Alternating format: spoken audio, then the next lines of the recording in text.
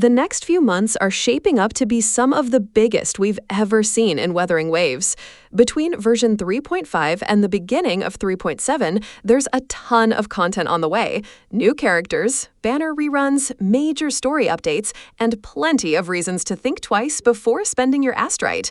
In this video, we're breaking down everything you need to know, from what's officially confirmed to the most credible leaks. We'll go over every upcoming banner, each new character, what their kits are expected to do, and which ones might actually be worth saving for.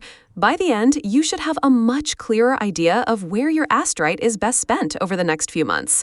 So stick around, because the upcoming roadmap is honestly packed. Let's start with version 3.5, and this is confirmed, not a leak. This one's locked in since it was shown on a livestream. It launches July 10th, right after the Cyberpunk collab in 3.4 ends, and takes players back to Huanglong into a brand new region called Mengjo, the land of Xuanfeng. This kicks off a 3-version story arc running through 3.7. The headliner is Yangyang, yes, the game's original mascot and gentle arrow support, getting a full 5-star rework into a Havoc Sword main DPS. She switches between 2 combat stances, building up a resource and unleashing heavy attacks while stacking a Havoc-specific debuff on enemies, with her ultimate triggering a dramatic transformation.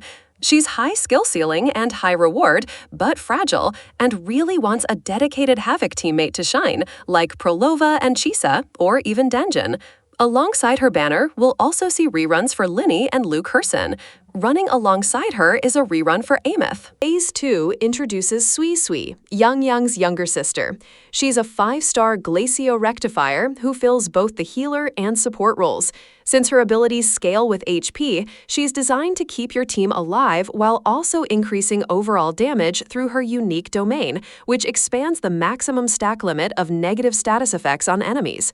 Her outro skill provides up to a 25% damage increase, making her the perfect partner for Yangyang. At the same time, her healing and buffs should make her flexible enough to fit into plenty of other team compositions as well.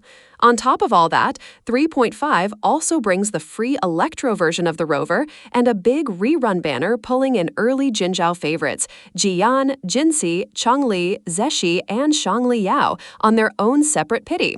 As for version 3.6, the 2 characters most commonly slotted here are a sword-wielding Immortal-type character and the arc's 1 male Resonator. The Sword Immortal has serious fan attention for her design: white robes, dragon horns, that classic refined wuxia look. Leaks point to her being an arrow sword main DPS with a dual stance playstyle that shifts into an enhanced sword form. Her standout feature is mobility. Leakers say her sword flight speed rivals one of the fastest mobility units in the game, plus flashy sword barrage visuals and reportedly a Guqin worked into her kit. Word is she's an easy, comfortable carry, great for newer players. The male character is generating buzz simply because male Resonators are rare. He's a rugged Tomb Raider type, leaked as a fusion burst sword main DPS.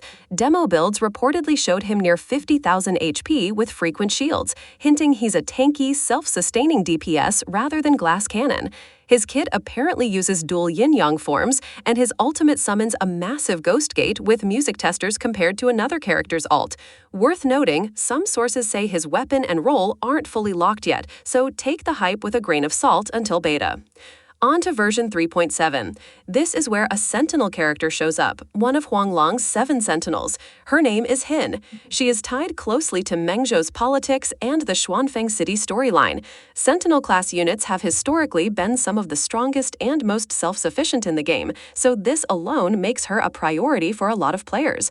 Her element is genuinely contested in the community. Half say Electro, since it's the one major element missing from this stretch of content, half say Glacio, tied to a Moon Festival storyline. Most current leaks lean Electro Rectifier, possibly synergizing with the free Electro Rover from 3.5, though some sources suggest she might not even be a pure main DPS. Treat this one as single source and unconfirmed. Remember, everything from 3.6 onward is leak based on kits and timing. The characters themselves are confirmed.